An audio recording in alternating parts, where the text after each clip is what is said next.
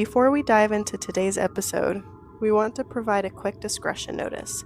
Spirits with Crime is a podcast that explores true crime and paranormal stories, often delving into unsettling and sometimes disturbing subject matter. The content we discuss may not be suitable for all audiences, and listener discretion is advised. While we strive to present these stories with respect and sensitivity, we understand that they may evoke strong emotions or discomfort. We encourage you to care for your well-being and pause or skip any segments that you find distressing. Many of the topics we discuss are based on real-life events, and we make every effort to provide accurate information. However, due to the nature of the subjects, details may vary or be subject to differing interpretations. We encourage further research and exploration for a comprehensive understanding of the stories we present. Lastly, our themed cocktails are meant to enhance the overall experience and provide a unique connection to the episode's topic. We remind you to drink responsibly and be aware of your own limits. Never drink and drive. Enjoy the episode.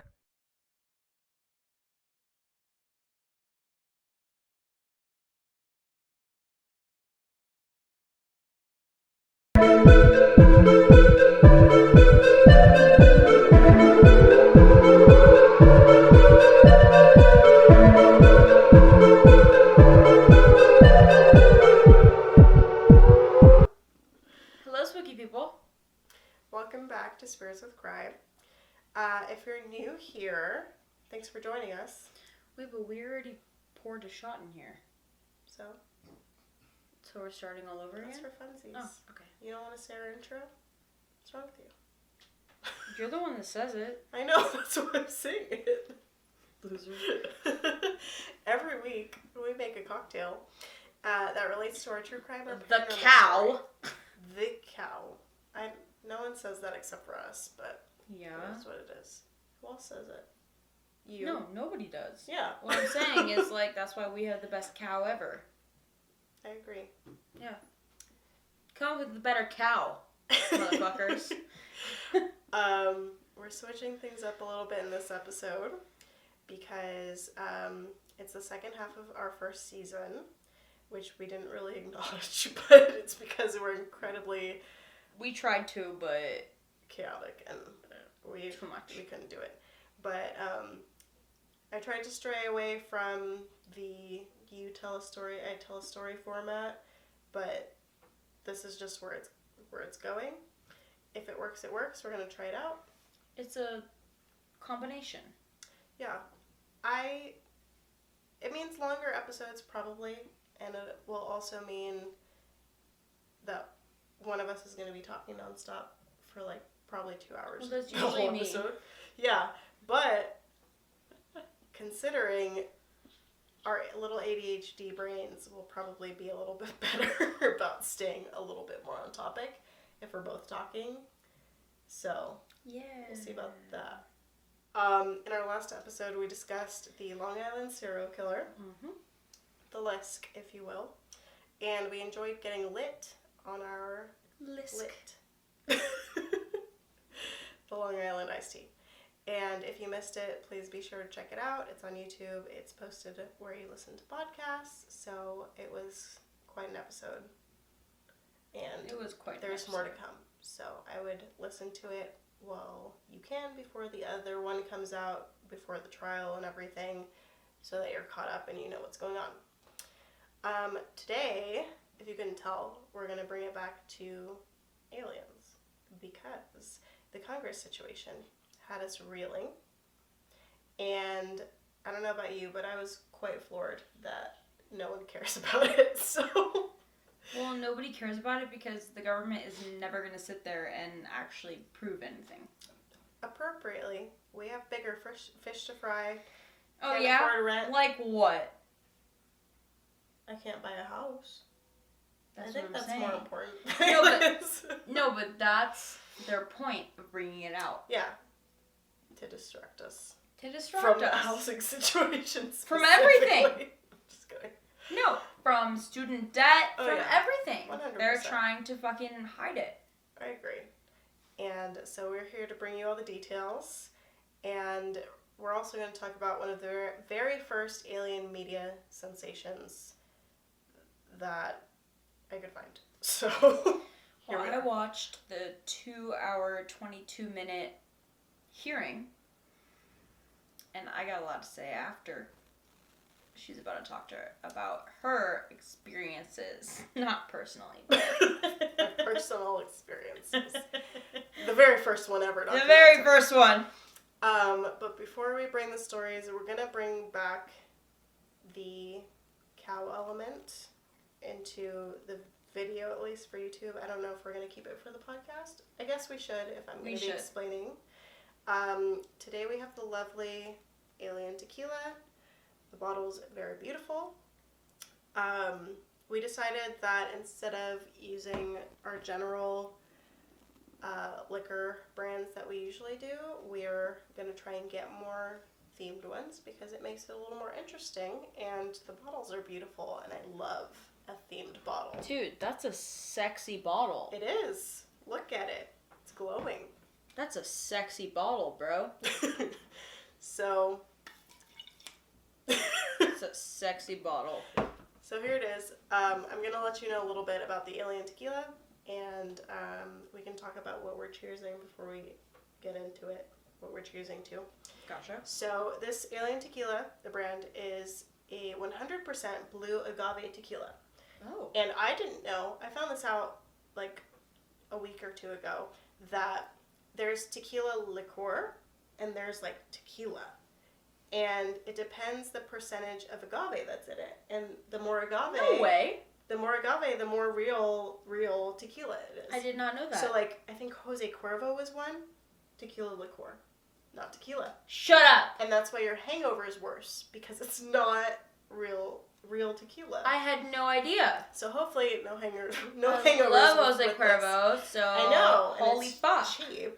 Right? Ah. Don't quote me. I think it was Jose Cuervo, but like some of those brands, you have to check and see if it's like agave tequila or if it's not. If it's not, it's not real tequila. Wow, that's foul. So this is 100% blue. What about Don Julio? That might have been another one. That's also the same. As we'll Jose have to do Cuervo? Yeah. We might have to do our research later. I don't know. Don't quote me. I didn't research that. But this tequila was made in the highlands of Tototlan, Jalisco, Mexico, at Integradora San Agustin Distillery by Mr. Harris, his uncle Juan Vidrio, and Ramon Esquivel. His uncle Juan. His uncle Juan. This brand specifically, the Alien Tequila, has 4 different types. There's silver, reposado, añejo, and then the extra añejo. What do we get? We got the silver because it was $52, and the other ones are like $132. I'm not even joking. Yeah. You might as well get Clase Azul at that point. Listen, I don't know how good those taste because we haven't tasted this one yet. This is first, so you will see our reactions. We haven't gotten there yet. But each bottle has the same alien face on it. The bottles will differ slightly, as does the color of the tequila, obviously. Reposado means that it's rested in the barrel, so it's like a darker, like honey colored. This one hasn't been rested, so it's just the regular, like clear silver. Right. This one is the silver version. We do have the large bottle because we like tequila, so I was like, might as well splurge a little bit because we're going to drink it. Also the smaller one didn't have the iridescent. Yes, I was told at the counter when I was buying this one that they took away the iridescence of the smaller bottle, which is why I really like this one too. So I figured I might as well just get the bigger one. So decisions were made when I went to Total Wine to buy this. But this version is described as bright and clear with a long and balanced finish. It is unaged, which is why it's clear, like I said. Right. And it has earthly aromas of wildflowers, honeysuckle, stone fruit, and hints of pepper. And it also is supposed to show a great combination of fruit, agave nectar, and it's supposed to have mild notes of licorice. And I don't really like licorice, so we're going to see how I do with this. I don't like licorice or pepper, so... We'll see. It smells like good tequila, and it's 100% agave, so I'm expecting good things. But The Alien Tequila website has a bunch of recipes on their website. We're using one of them for this drink that we have today. This one's called Little Green Men, and we'll post the recipe on our usual social media sites so you guys can, drink along with us. I think it's a really pretty color, and I'm really excited to taste it. So let's go ahead and taste it. You want to start with the shot? I don't know if I'm going to be able to take the whole shot, if I'm being honest. I don't know either, but So I need take a little sip. to begin, so.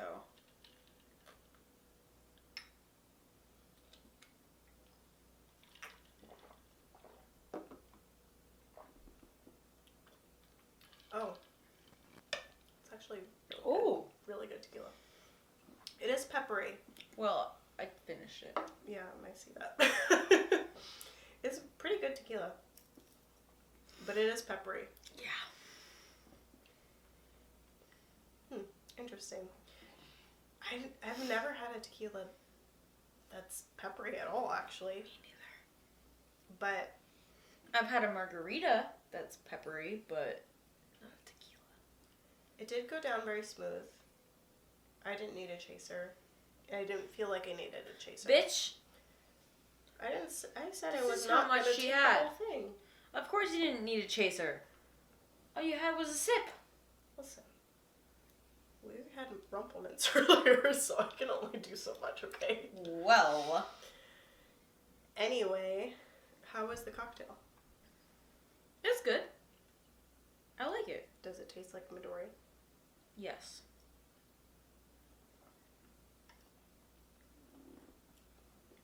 It does. Taste overwhelmingly like Midori. But, I'll be honest, the pepperiness of the tequila lightens the Midori taste a little bit for me. So, I probably will enjoy this cocktail more than if we use the other tequila that we normally use.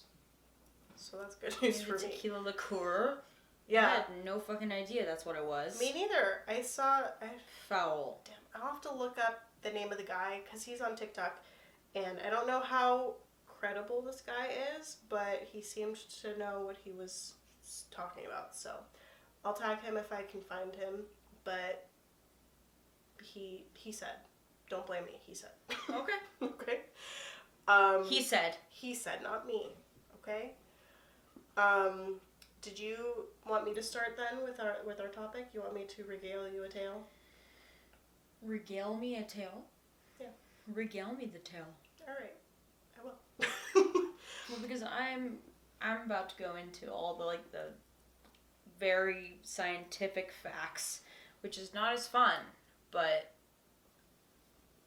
I think is fascinating. So that's why I went into the details of it. Okay, we'll start with the fun part. Yes, start with the fun part. So I'm going to be discussing Area 51, and then we're going to get a little bit into the first media frenzy of an alien abduction story, and then we're going to get into your story. So Area 51 officially is called the Nevada Testing and Training Range. Nevada? Did you just say Nevada? Do you say Nevada? It's Nevada. I say Nevada. Nevada? Well, you also say Bury. Let us know. And you say a wolf. Listen. My sister made fun of you last time. Chad made fun of me the other day because we were watching The Witcher, and I said spear instead of sphere. Accidentally. Are you sure that was an accident? It was an accident. Listen. Dude, Chad, I get it. I would have made fun of her too.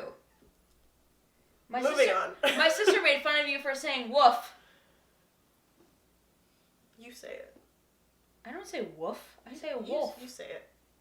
I absolutely do not. I say say it in a a wolf. sentence. Proof to me. Okay. Little Red Riding Hood had a wolf in the bedroom. I'm gonna catch you off guard one day, and you're not gonna say it that way. I will absolutely say it that way. Anyway. Area 51 is officially called the Nevada Test and Training Range. Thank you. Since 1955. And it's at Groom Lake. Since 1955? Yes. Oh, shit. It's a high security shooting range for the U.S. Air Force, and it's over 90,000 acres, with the initial base being particularly small, and most of the area is used for testing classified aircrafts. And that's like classified aircrafts for the military, not UFOs. Yeah. The title Area 51 seems to come from the designation that the base had on Atomic Energy Commission map. And the area was also given the name Paradise Ranch in an attempt by aerospace company Lockheed, which is now Lockheed Martin, to draw employees to the base. Wow. Yeah. Okay. Didn't know that, huh? Did not know that. Area 51 was not public knowledge until 2013. I genuinely don't know anything about Area 51. I really don't. A lot of people do. I don't either. I don't know anything about Area 51. Well, nobody knew anything about it. Nobody knew it existed until 2013, technically. Right. Except for people classified to know that information. It was visible on Google Maps as of 2018, and satellite images were very restricted, as of course. Most military bases are. Dr. Jeffrey T. Richardson submitted a Freedom of Information Act request in 2005 for the CIA's reconnaissance program. Yes. A secret... NRO? I don't do my the research National like you do. Reconnaissance Yes, Organization? Probably.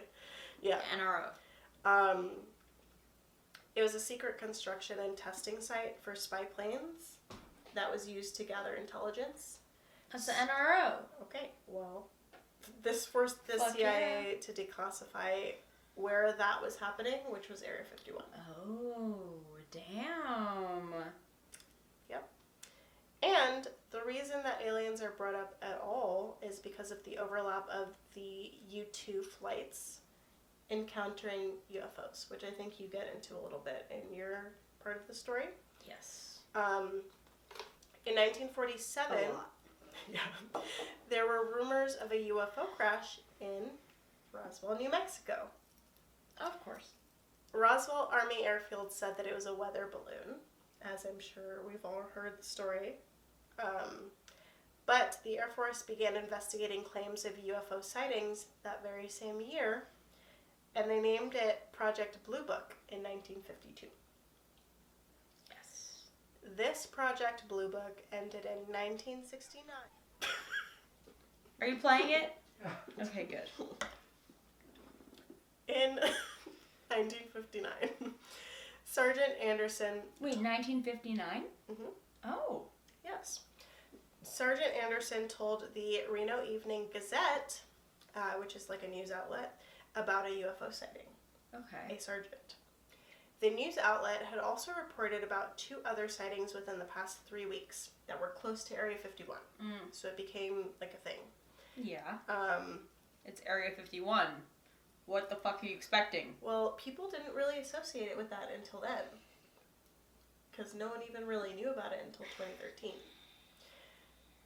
It could be said that the aircrafts that people were seeing as UFOs were top secret aircrafts that were designed to be tested at the base. No one knows. That's what the skeptics believe could be happening.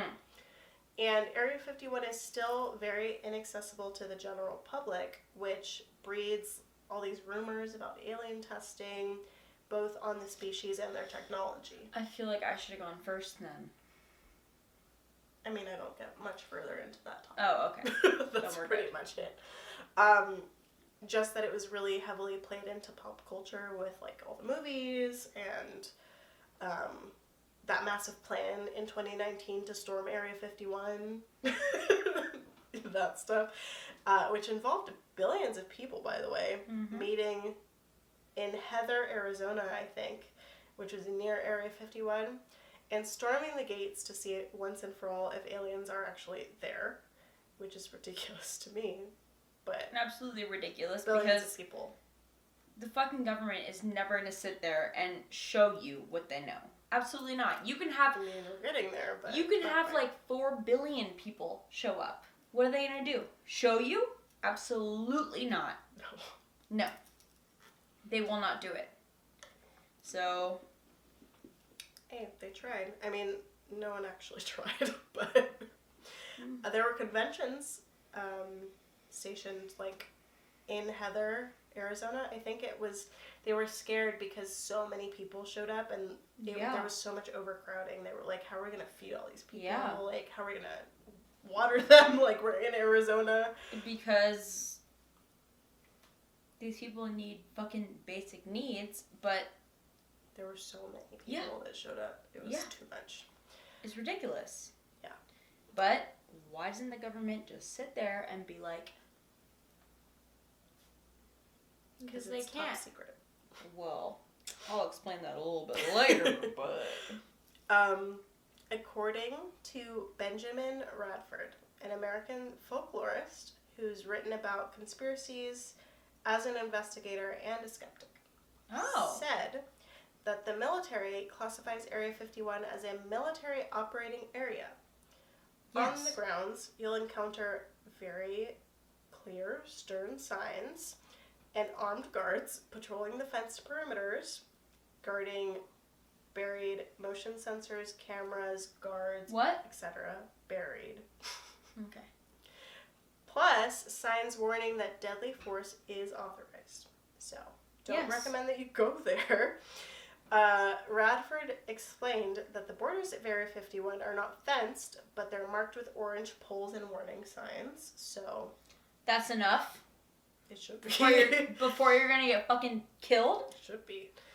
Such signs. No. Have you ever been to the beach? Do you know No. how many... You never been to the beach? Okay. Never. Fuck off.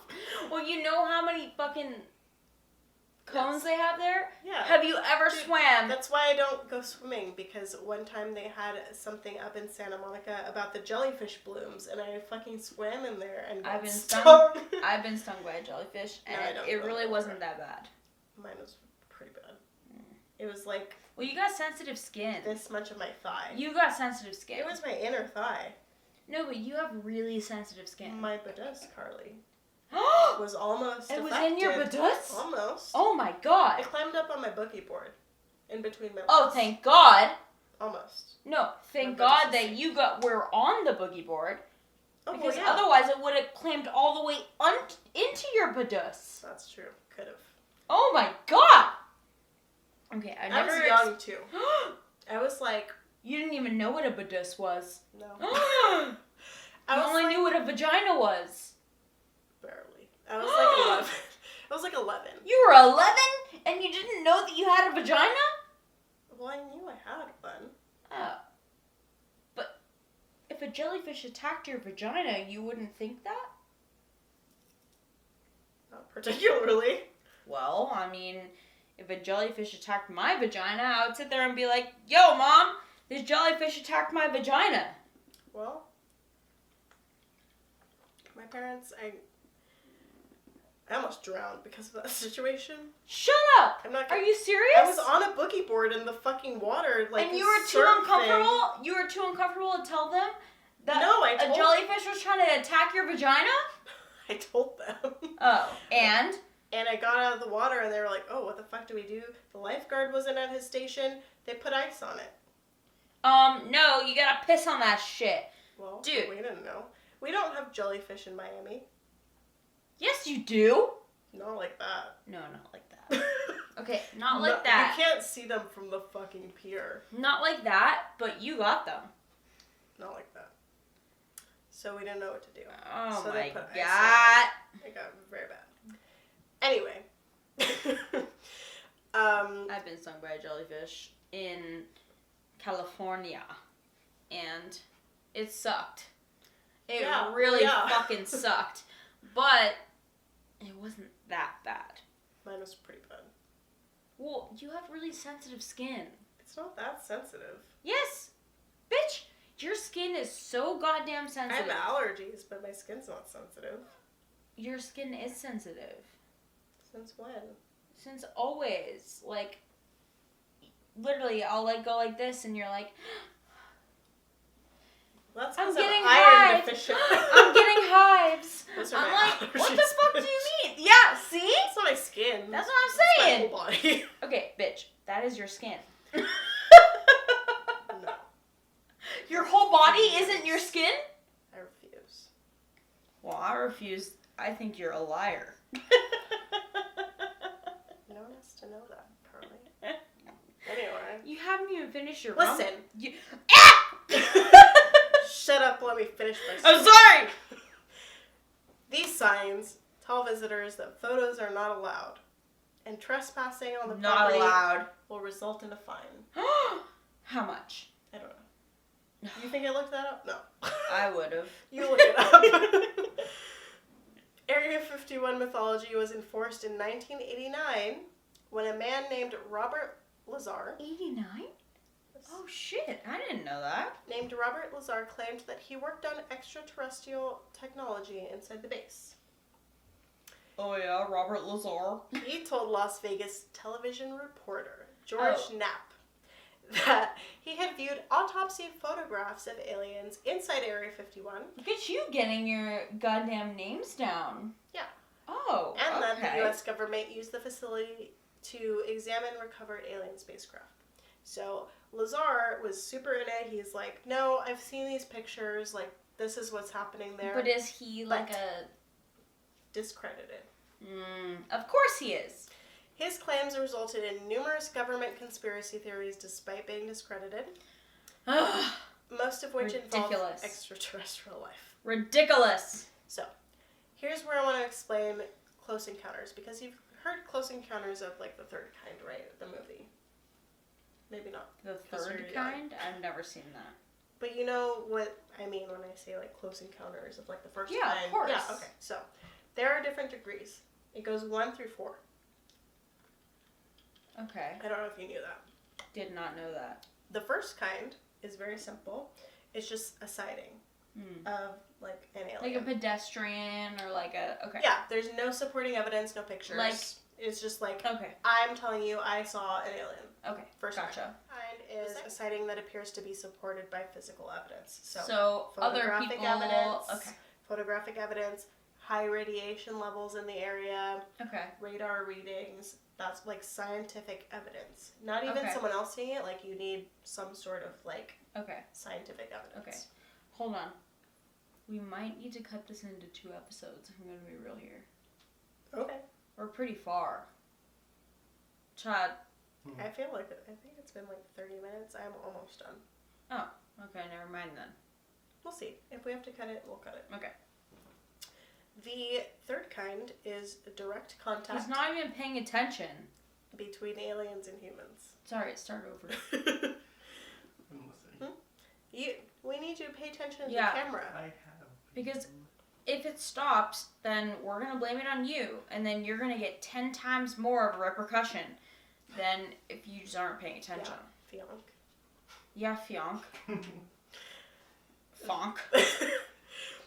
The third kind is direct contact between aliens and humans. Okay. So, it's like the movie Close Encounters of the Third Kind. I've never seen that movie personally, but I'm assuming... Me neither. It's like E.T. Okay. Okay. Oh, E.T. Bro, just give that motherfucker M&Ms. You're bullying. Well, who knows if it's that kind of alien? I don't know. Maybe they're allergic to chocolate. Maybe they like Maybe they peanut like dogs. M&Ms. Maybe they like Snickers. Perhaps. All I That gotta still do has is... chocolate.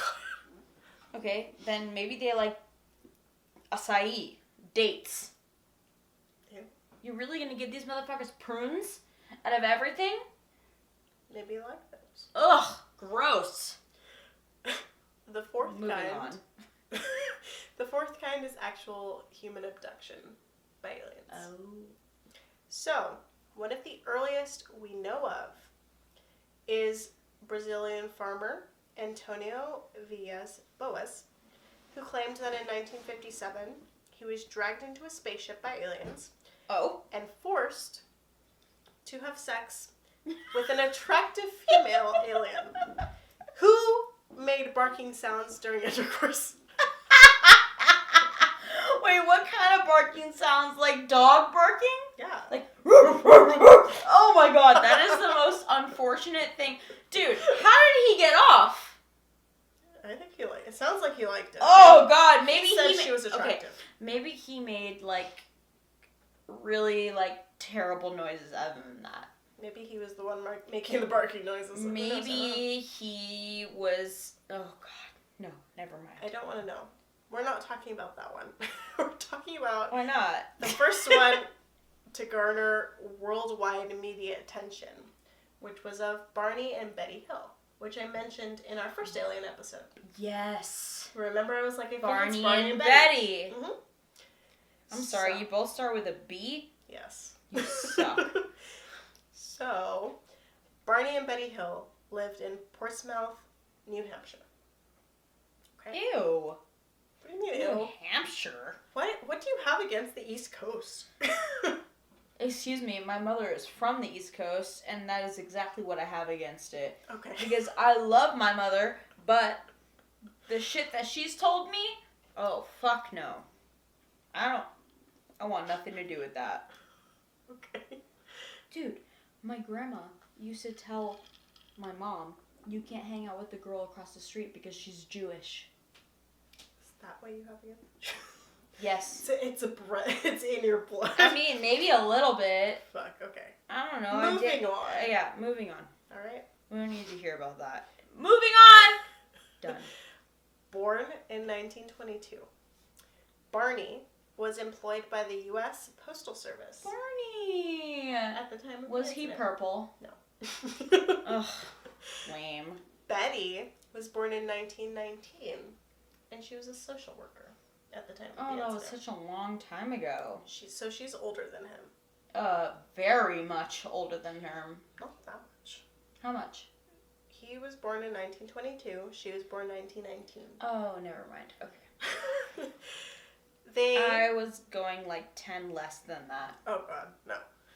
That's me. Just kidding. Fair enough. They were both active in their local Unitarian congregation, which is like a subsection of like Christian religion. I'm sorry. I'm just gonna start over. Go for it, baby girl. They were active in their local Unitarian congregation, and they were members of the NAACP, as well as community leaders. Okay. Barney, Community of what? just their community that they lived in New Hampshire. What about like religion? Nothing to do with it? Well, yeah, they were part of the Unitarian congregation, which is the like Christian. It's like a subsection of Christian religion. Okay. Barney was also on the local board of the U.S. Commission on Civil Rights, so they were like in it, in their community. And they were an interracial couple, which is really uncommon at the time. Ooh. So that's why he was on the board of civil rights. You know, they were like in it. Okay. Understood now. She was a white woman, he was a black man. Oh, okay. So. At that time? Oof. Yeah. All right. Mm-hmm. I get it. So, in September of 1961 No. Hold on. Respect to that. Yeah. For embracing that shit in that time. Oh, yeah. For sure. Respect. Absolutely. Are you fucking kidding me? Mad respect to that. Yeah. I can only imagine. And plus they were part of the community, so open. Yeah, and they're all in that, like, Christianity, Catholic shit. Because, can you imagine what they had to bitch, go through I that? went to Catholic school. No, I didn't go to Catholic school. I went to CCD every Tuesday. And we would go, and I would be like, all I want to do is wait until I get to play soccer outside and eat the donuts in the morning. And take out your dog pictures. Oh, no. That was Oh. that was regular school. Okay. But this was Catholic school. Okay. Catholic school, they don't talk about dogs. So I wasn't allowed to bring that out. Oh, normal school doesn't talk about dogs. No, they did, but I brought them out. But I'm talking about Catholic school. They didn't talk about anything besides Jesus. And I sat there and I was like, you know the fuck what? I want to play soccer. So they would give me homework and I'd be like, yeah, I'll do my homework. Yeah, Jesus is real, blah, blah, blah. But what would happen? The only reason that I went to fucking CCD is so I could play soccer and then eat the donuts in the morning. Well, No, that's honestly the reason why. I told you, my mom used to take me to what was it called? I don't want to say Torah school because that's not what it was. Torah school! Mom, help. Mom, comment. What was it called? I don't remember. Torah school! I'm a little drunk right now. You went to your bat mitzvah school. No, because I was too young for bat mitzvah. They were teaching us Hebrew. Arucha, Adonai, Achelu. I have been to plenty of bar They mitzvahs. were teaching us Hebrew, but like to read, not for bat mitzvah or anything. They were just teaching us. Like it was just. Oh, how fun. We were just going to. I learned English. We were just going to learn, but they had fucking cookies there, and they were so. Oh, fun. dude. Oh my god, I know what you're talking And about. I swear to God, I would only go for the cookies. But I learned Hebrew, okay, Oh, and I don't know it anymore. But that's besides the point. Arucha, Adonai, Achelu, Shabbat, Mom? Abba. Comment. Tell me what was it called because I don't remember. Your bar mitzvah. No. Anyway, September 1961 at 10:30 p.m. Barney and Betty claimed to have seen a UFO while driving back from their vacation in Montreal in Niagara Falls.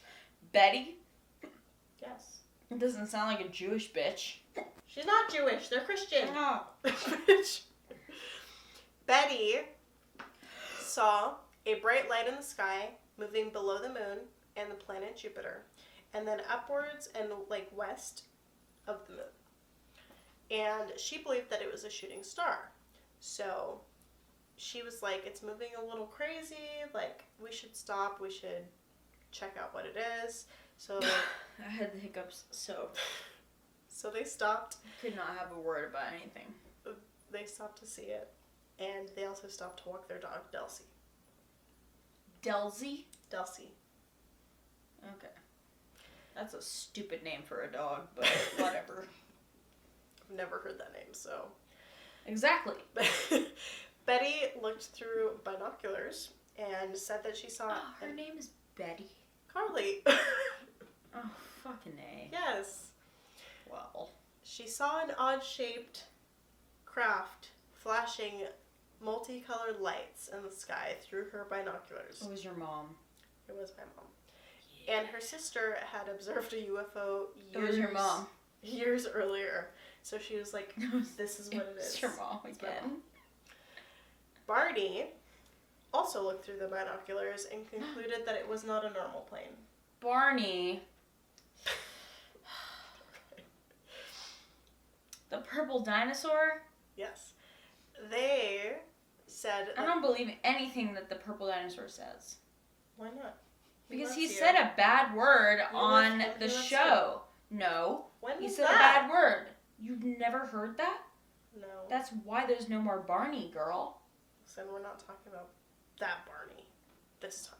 Oh, we're talking about a better Barney? Like Yes. the morally decent Barney? I guess. Okay. A human Barney. The human So Barney. Okay. Okay. Okay. They said that the object rapidly descended towards their vehicle, and he had to stop in the middle of the freeway. Okay. All right. It hovered 80 to 100 feet above their car. Yes. I believe that. He was carrying a pistol, decided to get out of the car, What? and get closer to where the object was hovering. Whoa, what? And he was using the binoculars still. He saw 8 to 11 humanoid figures looking out of the craft's windows. Okay. He Wait, said, what did he describe it as? Like the whole I craft? will tell you. Oh, I'm He doesn't sorry. describe the craft, but he describes the people. Oh, I need to know the craft. Well, I don't know. Oh, Okay? It's not described. fine. All at once, he said, all but one figure out of the 8 to 11 that he saw Mhm. moved to the back panel of what he was observing, Okay. and that the one that stayed in the front, looking at him, communicated with him, like, telepathically, Oh, telling him to stay where he was and to keep looking. okay. They were wearing glossy black uniforms and black caps. So they're like black, like, divers, right? Yeah. Yeah. Sounds like what he was describing. Yeah. So, no.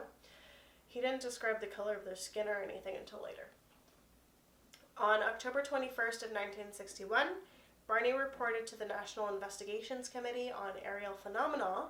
Ooh. Investigator Walter Webb, he told him that the beings were somehow not human. And they could not account for 2 hours of their drive after that whole encounter. Of course they couldn't, because the fucking government took all that shit away. Not the government, the aliens. They said that they arrived home later than they expected to from their trip back from their vacation. Oh. And that they couldn't remember, like, 2 hours of their drive back. Like, they were like, we got home way later. Like, where did these 2 hours go? This doesn't make sense. Interesting. So when they got home, things were strange. Their watches wouldn't work ever again in their homes. Sounds like Interstellar. Kind of, yeah. Yeah. His binocular straps that they were using, like, the strap was torn, but he couldn't remember how it had torn. The toes of Barney's best dress shoes. The toes. Ew. Of his fucking best hate toes. dress shoes were scuffed, like he had scratched them. Okay, good. Ew. He was compelled to check his genitals in the bathroom mirror. Why? Though nothing was unusual, he says he was compelled. Okay, what does that mean? I don't know. You get a strange feeling sometimes and you're like, oh, I have to do this. Oh, you're like, oh, I gotta check my penis? You never get a strange feeling sometimes? Like something's not right? I never sit there and I'm like, oh, I gotta check my... No! Well, maybe it's because you don't have a penis. I don't know. Chad, you sit there and you're like, oh, I gotta check my penis real quick. Do you? No! Who the fuck does that? That's why it's unusual. Yeah! Okay. Why would you feel like that in general? I don't know. They don't know either. Well, and so they got home. My Valentino white bag? All this stuff was happening. They both decided, we're going to take showers. We're going to remove whatever contaminations have been happening with us. Okay. And they were like, we're going to draw what we saw. So this is what they drew. And I'll pop it up for you guys. It looks very strange. Looks like Rafa. Not at all like Boris. No. Alright? Not like Boris. And then, after they drew their respective drawings, they tried to reconstruct the chronology of events after they drew these pictures, but they couldn't. Okay. They would hear buzzing noises, like, around their house, and then their memories would become incomplete and fragmented, so they couldn't put together their stories. Okay. And so they decided to go to sleep. They slept for a while. Betty woke up and she noticed a pink powder on the dress that she had worn during the encounter. Like, she had taken it out to, like, wash it. She found this pink powder. I think that might have been Lisa Vanderpump. Maybe. She put it up. She hung it up. It blew away. But the dress was damaged. Oh. Like, forever. Lisa Vanderpump would never damage someone's dress. Well, maybe it wasn't her then. Must not have been her. Since that time, 5 laboratories have conducted chemical and forensic analyses on this dress. And nothing has come of it. Interesting. Okay. So, Betty began having dreams of being taken on board a spacecraft by aliens. Okay. And being medically examined. After all this happened. Like, they were at home for a while, she started having dreams. 10 days after this whole event happened is when she started having dreams, and it was for 5 successive nights she was having these dreams. And then all of a sudden, stopped. She never had dreams again about this. She wrote down the details. It was mainly of interacting with 2 small men, which were 5 feet, who wore matching blue uniforms with caps similar to, like, military cadets. Okay. And they appeared nearly human. They had black hair, dark eyes, prominent noses, and bluish lips, and their skin was gray. Years later, both Barney and Betty consulted a psychiatrist named Dr. Benjamin Simon about their marriage problems because they were, having some issues. And they had regression therapy, which regressed them back to that initial night of the abduction. Okay. Where they recovered details of, like, memories of their car being stopped by a roadblock and that they were taken aboard an alien ship and medically examined. Oh, shit. There isn't much reason to doubt the accounts of these two people, but the technique in which they recovered the memories has been known to create false memories. So no one really knows if it's true or not. Okay. Under hypnosis, Barney recalled his binocular strap broke when he ran from the UFO back to the car. So that explains why it was torn. Okay. And then he felt compelled to drive into the woods where he saw 6 men, and then the car stalled and 3 of them approached the car. Oh, shit. They told Barney not to fear them and to just close his eyes. And he confirmed that they looked similar to what Betty had described from her dreams. Oh, shit. He was really enthralled by their eyes. Like, he was saying, like, they're in my mind. Like, he was describing them like they were, like, touching my eyeballs. Like, their eyes were touching my eyes. It's really gross the way he was describing it, but he was, like, all of a sudden, like, they were just here, and they were in my brain. Creepy. And, like, they were calming me down. And, like, I can't remember much else. And then when, Betty reported a conversation that she had with them at that same time, she said that it was in English, but Barney said that he couldn't understand the conversation. Oh. And he thought that when they communicated with him that it was through telepathy. So she was communicating with them. Interesting. She was like, we were talking in English. In English. But he's like, I couldn't understand what they were saying. Wow. Yeah. Okay. And then when Betty's hypnosis uncovered, her details, they were really similar memories to the dreams that she was having. So it kind of confirmed the dreams. Gotcha. But there were some differences in, like, the way that she was captured and released, and also the technology that she saw on board was a little bit different. Of course. But their stories were both consistent with each other's. Wow. Okay. Mm-hmm. And then in February 25 of 1969, Barney died of a cerebral hemorrhage at the age of 46. And fuck. in October 17, 2004, at 85 years old, Betty died of cancer. And she never remarried. That's gnarly. And that's the end of their story. Okay. So that was their whole story. It was pretty crazy. That's really crazy. No one has any reason to doubt them. I couldn't find any reasoning that people were like, no, their story's not true, other than, like, the false memory theory that maybe she was just having these dreams. That you already covered, so... And she convinced him. Although, when she was describing these dreams to him, he was very adamant to her, like, you're crazy, like, this isn't real. And he only went to do the regression therapy. She still stuck with it. Yeah, and he only went to do the regression therapy because he was like, if we're having issues in our marriage, like, let's just do it. Okay. And then his memories came back and corroborated her story, so. Fair enough. So that's my story. July 26, 2023, there's a subcommittee hearing on oversight and accountability for unidentified anomalous phenomenon, which is UAPs. Got it, okay. Chairman, Mr. Grothman, begins the hearing and he starts naming a few high-ranking politicians that have claimed to see UFOs. There's, first of all, like from the very beginning, there's President Gerald Ford, who saw a UFO in 1966. And then there's Jimmy Carter, who saw one in 1969. Oh. Yeah. So, this led Congress to establish entities. Entities? Yeah, entities. Okay. Research UAPs. Okay.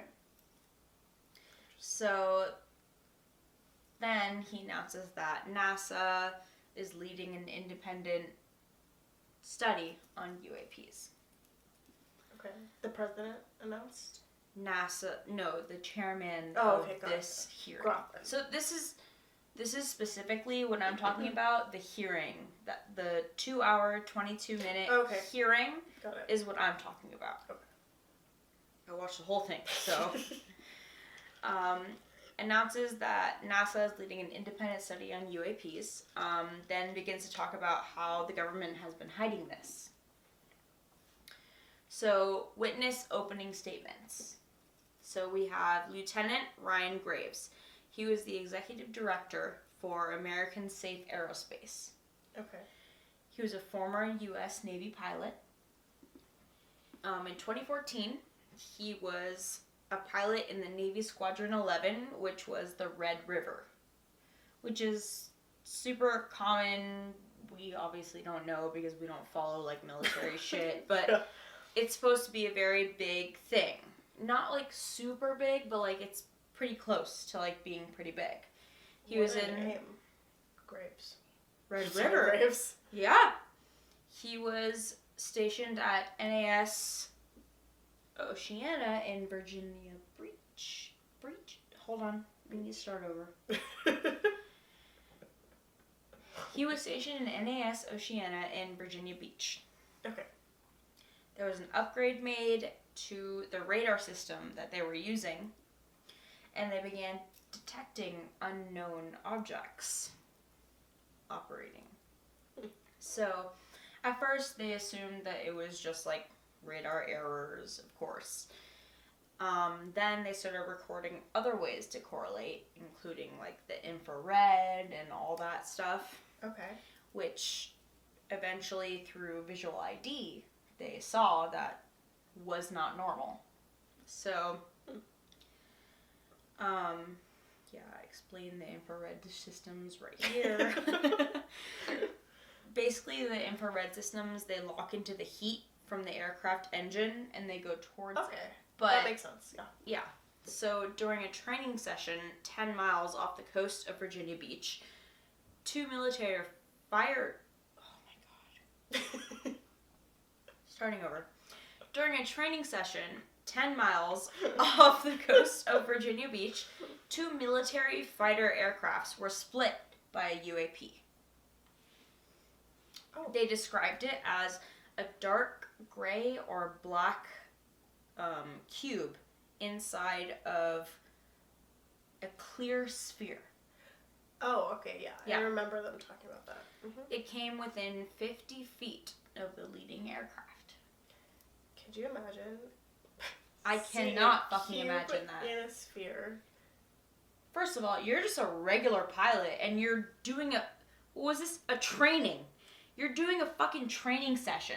And then all of a sudden you see this goddamn dark gray cube inside of a freaking sphere? I feel like it would already be scary to be flying Dude, a plane. I'd shit myself. First of all. Okay, but if you're like in this... And then if you saw like something Dude. you don't know what it is. Dude, the amount of commercial pilots that have seen this shit is insane. I can't. Oh my god. So, anyways,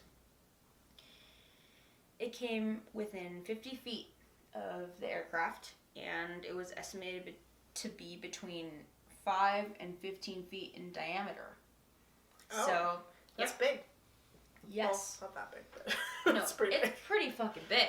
So, the mission commander terminated the flight right away, and they returned to base. That's fair. There was no acknowledgement of what had happened, and nobody bothered to look into it or report the sightings. I feel like if one of us was there, we would have. Well, now, For yeah. sure. But this was, like, before. No, like, I mean, you or me. Oh, bitch, We- are you kidding me? I would have investigated that Yeah, shit. but also, I would have been called crazy. That's fair. Yeah, so... That's fair. Soon, sightings became so frequent that aircrew began talking about the risks of UAPs in their like general commercial pilot stuff. So they started talking about UAPs in like normal people that are flying you from LA to Arizona. They started talking about that. And Mr. Graves founded the Americans Safe Aerospace Organization that has become a place for UAP witnesses to come together. And there has been very many that have come together. Okay. He said there's That's more cool. than 30 witnesses that came forward.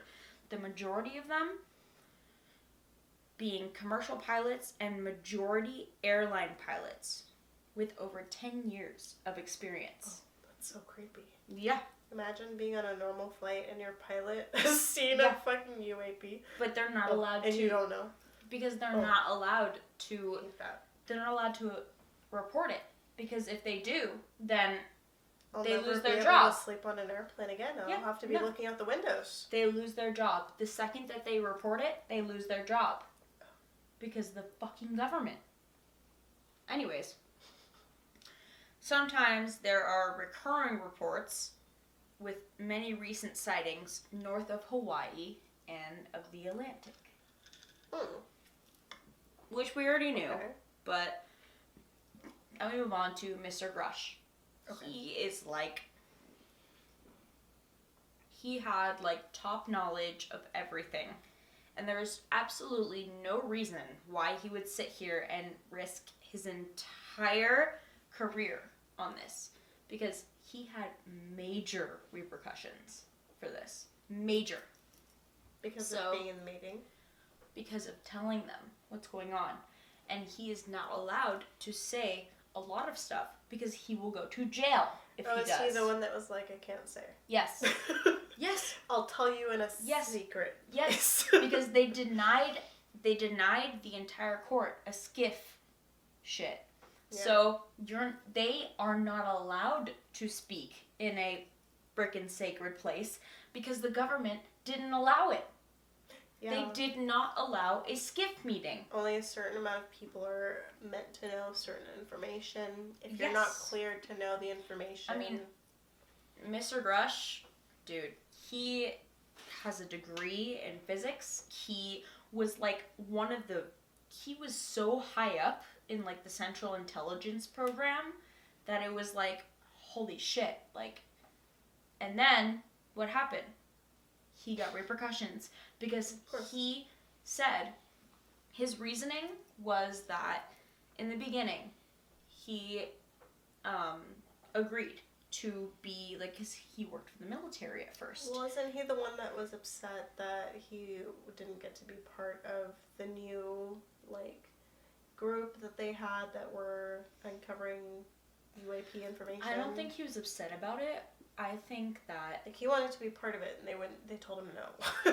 Well, he was that's I'm gonna tell Congress. No, that is part of it, but Okay. the big thing is that he sat there and he was so huge in all these things. He had clearance for everything. Yeah. And he got major repercussions from this. Major.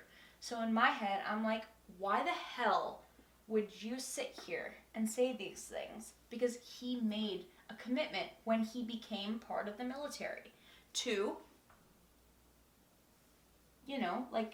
Keep those secrets, uphold them, yeah. but not just uphold them. Also to keep in account the American people, civilization. Yeah. Yes. And that is why That's why this whole thing happened. That is why he sat there and came out. And I'm sorry, I believe that. Fair enough. Anyways, Mr. Grush. He was the agency's co-lead in UAPs and reported to the UAP task force. Mm-hmm. He claims to have proof through photos, classified interviews, and documents from former and current military. And I'm sorry, someone that is so high in the friggin' pyramid, I believe that. I do. Me too. Because why else would you bring that up? Why? Well, why would Congress entertain any of this? Because you're fucked. God forbid you bring something up like that, you're fucked. Oh, yeah. You are done. So why else would he bring that up? No reason. You tell me. No, there's no reason. So, this is what I'm saying. No, I got in an argument about this with, my super Republican grandpa, so it's different. Okay. Anyways, he served in the NRO's Operations Center on the director's briefing staff. The NRO is the National Reconnaissance Office. Got it. They address the nation's hardest intelligence issues by providing information that not everybody has. He was informed of a multi-decade UAP crash found, but was denied access to the additional information when he asked. That's, I think, what I was talking about. Yes. He reported to his superior and suffered repercussions. Yes. Now we have Commander Fravor. This is I think this is the Tic Tac one. So, Oh, okay. Got it. 2004, commanding officer in the Strike Fighter Squadron 41 called the Black Aces, which apparently is super infamous. Sounds racist. Yeah, but apparently it's super infamous. I've never heard of it personally, but Me neither. literally right here. Apparently that's a very famous squadron. So now we have, he started a 2-month workup across the California coast. He was scheduled for a training session, but when launched, he was told the training was suspended and that they were going to proceed with real-world tasking. Yeah. Okay. So, he didn't really care. He went west, and the air controller started counting down the range to an heading towards. They had no idea what they were going to see upon arrival. No clue. The controller told them the objects have been observed for over 2 weeks, coming down rapidly from 80,000 feet to 20,000 feet. I didn't know. Rapidly. They hung out for hours, then they'd go back up. That's so weird. No, because there's no explanation for how quickly For 2 weeks, they did this. Just... No. They would go, Yeah, and They'd then show they'd up, go up, and then they'd come back they'd down. come for a few hours, then Weird. leave. There was no explanation for how quickly they did this. Because our technology, there's no It's not fucking way. fast enough. Yeah, exactly. Like, our pilots couldn't keep up with them, right? No chance. And that's the point. So, they were close to the object at about 20,000 feet. They saw white water on the side. And apparently it was a beautiful day with no winds. So why would there be white water right there, you know? Yeah. So then he looked down to see a white Tic Tac object moving super fast over the water like a ping pong ball. Interesting. This is the Tic Tac incident that everyone is talking about. Yeah. Had no wings or any control system that they could see. They decided to take a closer look at the object. Then the object turned towards them and began to climb. They scary. pulled up to the object about a half a mile in front of them. It rapidly accelerated. Hold on. It rapidly accelerated and disappeared.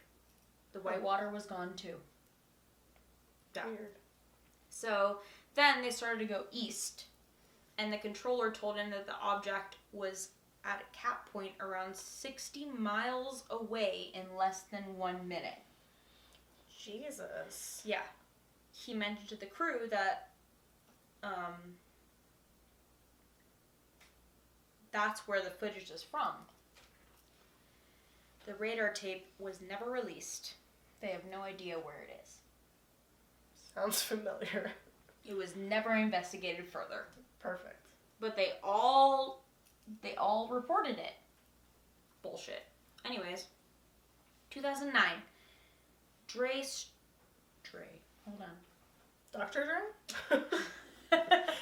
In 2009, Jay Stratton contacted Fravor to investigate, right? And Okay. there's, in the hearing, there's Fravor, Grush, and Graves. So Yeah. Fravor is one of them. So Dre Stratton was super important, and he became a senior analyst for the Office of Naval Intelligence. He was one of the highest ranking and most experienced UFO hunters. Commander Fravor had no idea this guy was actually a part of the Pentagon. Oh. Yeah. Embarrassing. Yeah. He is said to have seen the most hidden files on UFOs than anyone. Very embarrassing. He released the report on the Tic Tac object in 2018. So, Commander Fravor went to him and he actually released that stuff. That's the only reason why we know that there's a Tic Tac object. That's the only reason why we know. So, he and his colleague, who is a rocket scientist, saw reports of the sightings of the UFOs and went to find the place that it came from. Good? Okay, so now we have the chairman questions. So, for Mr. Graves, do you feel like pilots are prepared for encounters with UAPs? He says no. And there needs to be a system where pilots can actually, report them without having repercussions. Yeah, because why should you get repercussions for reporting something dangerous? Yeah, exactly. But who the fuck knows? That's literally your job. Yeah. Then the objects that commercial aviator veterans that were seeing in 2014 continued until 2019. Oh. Many others came out to say that they saw something, but no one reported anything on this. Because, of course, it's the fucking government. And then the chairman asks, how do you know these weren't our aircrafts? Then he goes, objects were seen at 0.0 Mach speed, which, to help understand that, is if you throw a bottle into a stream that's going downwards, okay, the bottle will continue. Yeah. These aircrafts, completely stationary. Completely stationary. Category 4 hurricanes. Completely stationary. Then accelerated to a supersonic speed in ways they had no explanation for. Weird. Yeah. Then they say, have you heard anything besides then from the East Coast? They say, yeah, there has been detected many at many naval bases across the world. Mm-hmm. Then they ask, can you describe in detail the event that occurred at Vandenberg Aerospace? In 2003, a large facility of building contractors saw a red square about the size of a football field come up to the base of, from the ocean. It stayed for about 45 seconds, then darted off over the mountains. Why is it always a square? Well, normally it's what everybody else has seen is a dark gray or black Tic-tac shape. Dark gray or black sphere inside of a square. A sphere I thought it was a square inside of a sphere. No, it was a sphere inside of a square. Wait, I might have been lying. It might have been other way around. Yeah, no, it is the other way around. Okay. Sorry. Anyways. Wait, that's weird. Yeah. Though, still. Yeah. Then there was another event about 24 hours later. There were reportings on base, including aggressive behavior. The objects were approaching. What? From the objects, okay. yeah. The objects Like were from the approaching. people? No. Aggressive. No. Oh, okay. The objects were approaching security guards at a rapid pace, and then they would dart off. Commercial pilots are getting cease and desist letters from corporations, putting their reputation ahead of the safety of the American people. Obviously. Then That's why this got brought to Congress in the first place, right? Then we have Mr. Grush, who is the biggest person in this entire hearing. He has seen more, known more, everything than anybody else. He is... So, they ask, what kind of information do you think is hidden? he goes, basically all the information of what we have about UAPs. Beautiful. Because he has seen it. Yeah. Yeah. They say, do you believe the government is in possession of UAPs? If so, where? He says, absolutely, based on interviewing over 40 witnesses over 4 years, he knows the exact locations of these. I was going to say, are you allowed to ask those And questions? the issue is that the government did not allow them a skiff meeting, which is basically a meeting where he can say whatever the hell he wants, and he won't get punished for it. But if he says it in a hearing that's public, he will go to jail. Yeah. So that's the problem. But that's why he kept saying, I can tell you in an enclosed, private exactly. space. But if they had a skiff meeting that was approved, then he could say whatever the hell he wants. But that wouldn't be publicized. No, it wouldn't. But they still were not denied it. They were not granted it. They were denied a skiff meeting, which is, in my opinion... Didn't one of them say in the hearing, yes, they're here to warn us about what's happening? Not really. About where we're going? Or was not that quite. No, not quite. That was just fake news that I saw? Kind of. But Mr. Rush says that he talks about how he received major repercussions from coming out and speaking about this. Oh, of course. Obviously. But the thing is he could go to jail for this stuff.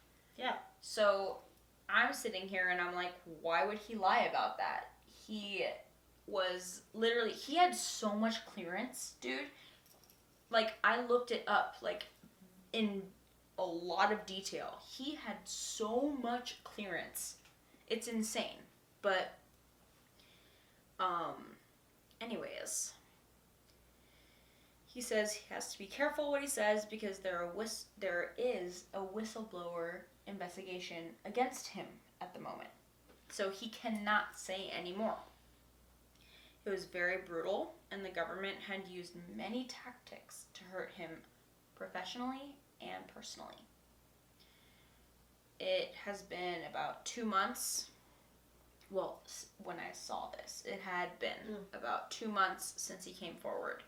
And a lot of his superiors had brutal repercussions. His superiors, they're under him. He called it administrative terrorism. And said that he is Sounds here... like America. Yeah. And he said that he's here to represent those people. Because they're his superiors. And he is the, ultimate superior. And he feels like I need to tell the world about this. Because the people that are below me are sitting here and getting shit for it. But I saw it, So, in the last few years... Okay, so they asked him. In the last few years, have you had incidences where you feared for your life addressing these issues? He said yes. Personally, and that he can't reveal some stuff because he will go to jail. He also says he has knowledge of people and personally that have been harmed and injured to try to conceal the extraterrestrial technology. Well, yeah, at this point it's like the Men in Black. Yes. And then they ask him, have you heard of anyone being murdered? Can't comment. Says he has to be careful answering that question. That means yes. Exactly.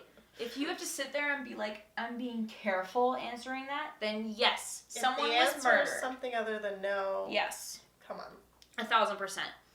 Then they ask, have you met with people that have direct knowledge of non-human origin craft? He said yes. He has specific knowledge of money meant to go to another program, but instead going to these unsanctioned programs, which means they are programs that are not approved by the government. Wonderful. He saw satellite reports that could not be explained, and he has a degree in physics. So I believe that. So one of the people asking the questions says he has to... Oh, one of the people asking the questions... Yeah, okay, hold on. Sorry, let's start over. One of the people asking the questions says he has to audit the Pentagon every year. He's been doing it for 5 years. Every year, they have failed. And they have lost $1 billion, they believe, every year. Jesus. Yeah. And so then the chairman asks, do you know anyone who has been harmed by these? No wonder the fucking U.S. is in debt. Yeah, because you're putting your fucking money in stupid shit. I mean, not stupid shit, but like... Stuff it's not supposed to be going to. Yeah, exactly. And that's what it is, unsanctioned. So then they ask, do you know anyone who has been harmed by these? He says, yes, he knows people who have been physically injured by UAPs and people in the federal government as well. Like people that have been physically injured by UAPs and also by the federal government. Could you imagine being at that fucking clearance level where, first of all, you're getting injured by a UFO and you can't, like, nobody knows. Yeah.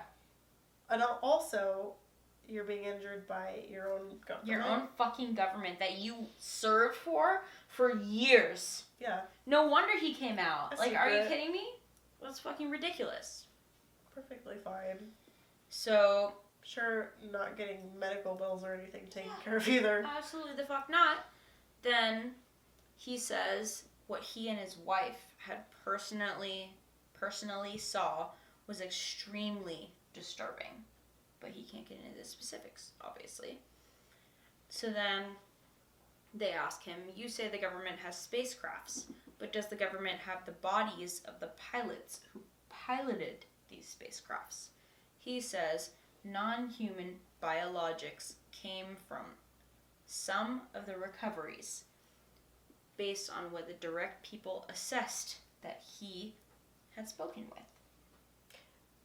Okay. So, there are aliens, pretty much. But didn't he say specifically non-human because he was like, I can't tell you where they came from? Non-human biologics. Well, he was trying... Wasn't he trying to explain it like it was... Well, not necessarily a different planet, but could have been like a different dimension? no, because I also watched his other one on, like, he did another interview on, like, I don't even remember what it was. It was, like, news something, and I watched that as well. And he said, there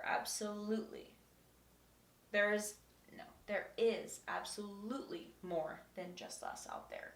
1,000%. He said that. So, he is saying that they have non-humanoid biologics recovered. As long as, I mean, obviously they know that the spacecrafts, like, I looked all that shit up, like, the spacecrafts, yes, we have those. But the fact that we find biologics from... Well, if the spacecrafts are there, how did they get there? Exactly. So they're finding the Someone pilots. had to drive them. Yes. They're finding non-human biologics of the people that are fucking piloting this shit. And so then the chairman asks to all of them, do you think UAPs pose a potential threat to our national security? They say, well, Mr. Fravor and Mr. Graves both say yes. Mr. Fravor's reasoning is that the technology that they saw is way more superior than anything that we have ever come up with. Well, duh. Yeah. And there's nothing we can do about it. Then Mr. Graves says that we need to establish whether or not they're enemies. Like, whether they're enemies or they're a threat to us or what. Yeah. Shit. Then he They're asks... smarter than us, Yeah. so they must be a threat. But then they ask him, is there any indication that UAPs are interested in our nuclear technology? They all say yes. Well, if aliens are exploring the universe like that, and we're not there yet, but we have nuclear technology, you would think that they don't have that sort of technology to destroy each other. So obviously they're coming here to figure that shit out. They must be curious, at Yeah, least. of course. But then you have to think at the same time, are they where they are because they don't have that technology and they have different technology? Dude. Did they place their priorities in a different place instead of destroying each other to just, Me and my dad and my grandpa got into this huge thing last night about it. A huge thing. And my grandpa said, because he's super Republican, he goes, show me the evidence that aliens exist and that global warming exists. Oh, I'm like, God. oh God, holy fuck. I'm like, the ice Sorry, caps are Grandpa. like, exactly. I'm sitting there and I'm like, shut the fuck up. And I honestly lost my shit. I sat there and I said, you have to be really dumb to think that we're the only people in this universe. I said that. And he said, show me proof. And I said, I don't got no proof. I would love proof. I mean, thank you for joining us. It was quite a story that you had. Mm-hmm. I liked it. It was interesting. I didn't watch the whole thing, and I'm sure none. Nobody wants to, and that's why I did it for you. I'm sure a lot of people did not want to. That's why I did it for you. And so we appreciate you. Don't forget to check us out on social, you guys. We have our lovely cocktails here for you. We have pictures. We have behind-the-scenes videos, sometimes behind-the-scenes pictures. Good night, spooky people. Good night. We hope you enjoyed the story. See you next time.